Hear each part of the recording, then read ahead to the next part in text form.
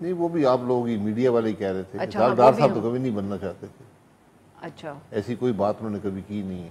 अच्छा जी।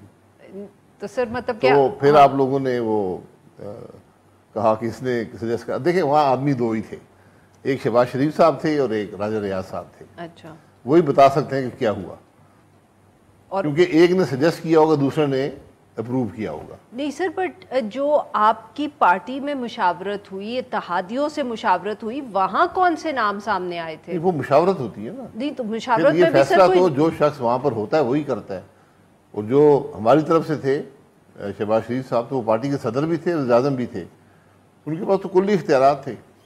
मुशावरत करके वो ज़रूर हर एक की सुनते हैं, हर एक की बात वो देखते हैं, उसको वज़न देते हैं, लेकिन फिर फैसला खुद करते हैं।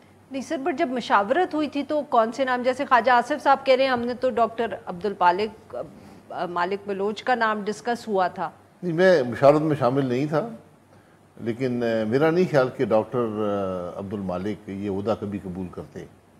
वो तो इलेक्शन लड़ते हैं।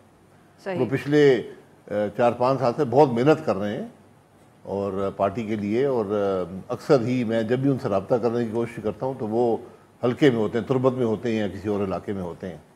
बहुत नफीस आदमी हैं, चीफ मिनिस्टर भी रह चुके हैं, इस ओहदे के यकीनन वो काबिल हैं, लेकिन मैं नहीं समझता कि वो इंटरिम ओहदा कबूल करते।